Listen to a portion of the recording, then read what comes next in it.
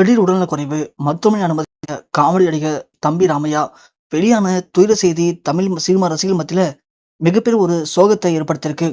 வயது மூப்பின் காரணமா தான் இந்த மாதிரி நிலைமை ஏற்பட்டிருக்கு அப்படின்னு ரசிகர்கள் எல்லாருமே கண்ணீர்ல மூழ்கியிருக்காங்க. தமிழ் சினிமாவுடைய மிக முக்கியமான காமெடி நடிகரா இருக்கவரு தம்பி ராமையா. நம்ம எல்லாருக்கும் தெரிஞ்ச வரைக்கும் இவர் ஒரு காமெடி நடிகர் அவ்வளவுதான். ஆனா தம்பி ராமையா பொறுத்த வரைக்கும் இவர் ஒரு மிகப்பெரிய தயாரிப்பாளர், இயக்குனர், பாடலாசிரியர், கதை எழுத்தாளர், இப்படி பன்முக திறமை கொண்ட நபர் தான் தம்பி ராமையா. இவருடைய பரிமாணங்கள்ல இவரு கடைசியா எடுத்த ஆயுதம் தான் இந்த நடிப்பு. தம்பி ராமையா பொறுத்த வரைக்கும் இவர் ஒரு புதுக்கோட்டை மாவட்டத்தை சேர்ந்தவராம். இவருடைய அப்பா மிகப்பெரிய கவிஞர். அதனாலேயே சின்ன வயசுல இருந்து இவருக்கு சினிமா மேல அதிக விதமான காதல் ஏற்பட்டிருக்கு. சினிமால எப்படி நடிக்கணும் அப்படின்னு ஆசைப்பட்டிருக்காரு. பள்ளி பருவத்திலையும் கல்லூரி பருவத்திலையும் நிறைய நாடகங்கள் நடிச்சிருக்காரு.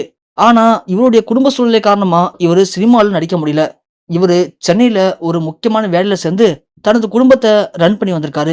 மகன், மகள்னு எல்லாரும் பொறந்ததுக்கு பிறகு அவருடைய 40 வயசுல தான் அவருக்கு ஒரு முக்கியமான சீரியல்ல கதை எழுதக்கூடிய வாய்ப்பு கிடைச்சிருக்கு. அதன் பிறகுதான் கொஞ்சம் கொஞ்சமா சீரியல்ல கதை எழுத ஆரம்பிச்சிருக்காரு. அதன் பிறகு படங்கள்ல, குறிப்பா ஒரு பார்த்திபன் கிட்ட துணை இயக்குனரா பணியாற்றக்கூடிய வாய்ப்பும் கிடைச்சிருக்கு. அப்படி கொஞ்சம் கொஞ்சமா ஒரு சில முக்கியமான இயக்குனர்கள்ட்ட துணை இயக்குனரா நடிச்சிருக்காரு நம்ம தமிழ் ராமையா. அதன் பிறகுதான் அவருக்கு படத்துல சின்ன சின்ன கதாபாத்திரங்கள் நடிக்கக்கூடிய வாய்ப்பும் கிடைச்சது. ஆனா தம்பி ராமையாவுக்கு அந்த அளவுக்கு மிகப்பெரிய ஒரு கதாபாத்திரம் கிடைக்கல. அதன் பிறகு தம்பி ராமையா சில படங்களை இயக்கவும் ஆரம்பிச்சாரு. அதுல சில படங்கள் வெற்றி அடைஞ்சது, சில படங்கள் வெற்றி அடையல. அப்போ தம்பி ராமையாவுக்கு தன்னால் சினிமாவில சாதிக்க முடியலையே அப்படின்னு நினைக்கும் போதுதான் தம்பி ராமையாவுடைய நகைச்சுவையை பார்த்து அவரை வடிவேலு கூட இணைந்து நடிக்க வைக்கலாம்னு முடிவு பண்ணாங்க. அப்படிதான் தம்பி ராமையா வடிவேலு கூட சேர்ந்து காமெடி பண்ண ஆரம்பிச்சாரு.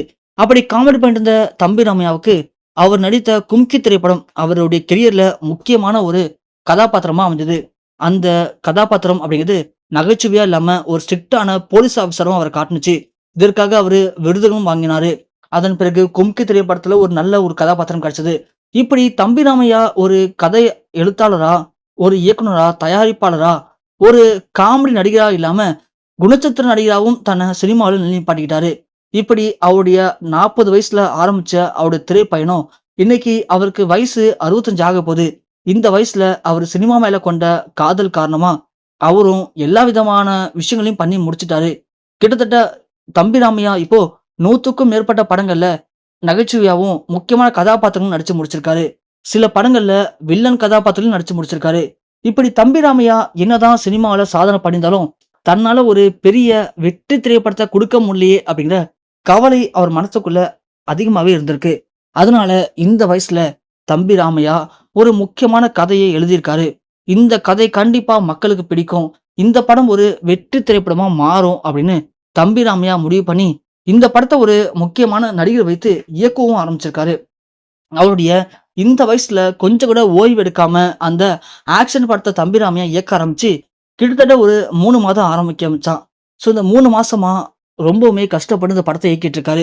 அப்படி இந்த படத்துக்காக நிறைய எஃபோர்ட் போட்டு இந்த வயசுல தம்பி ராமையா இயக்குன நேரத்துல தான் திடீர்னு அவருக்கு ஷூட்டிங் ஸ்பாட்டையே உடல்நலம் இல்லாம போய் மயங்கி கீழே விழுந்திருக்காரு.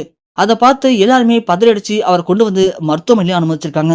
அவரை செக் பண்ணி பார்த்த மருத்துவர்கள் அவருடைய வயது மூப்பின் காரணமா தான் அவருக்கு இந்த உடல்நலக்குறைவு ஏற்பட்டிருக்கு அப்படின்னும், சரியா சாப்பிடாம தூங்காம இந்த அளவுக்கு ஒரு மோசமான நிலைமையில அவரு பண்ண சில விஷயங்கள் அவர் உடம்ப ரொம்ப ரொம்ப அளவுக்கு அதிகமா பாதிப்படைய வச்சிருக்கு. இதுக்கு மேலேயும் அவரு ஓய்வு இல்லாம இப்படி பண்ணாரு அப்படின்னா அவர் உயிரை காப்பாத்துவது மிக மிக கடினம் தான் அப்படின்னு மருத்துவர்களே கைவிரிச்சிருக்காங்களாம். இந்த மோசமான துயர செய்தி அவருடைய குடும்பத்தினர் ஒட்டுமொத்தமா அதிர்ச்சியில உள்ளாக்கியிருக்கு.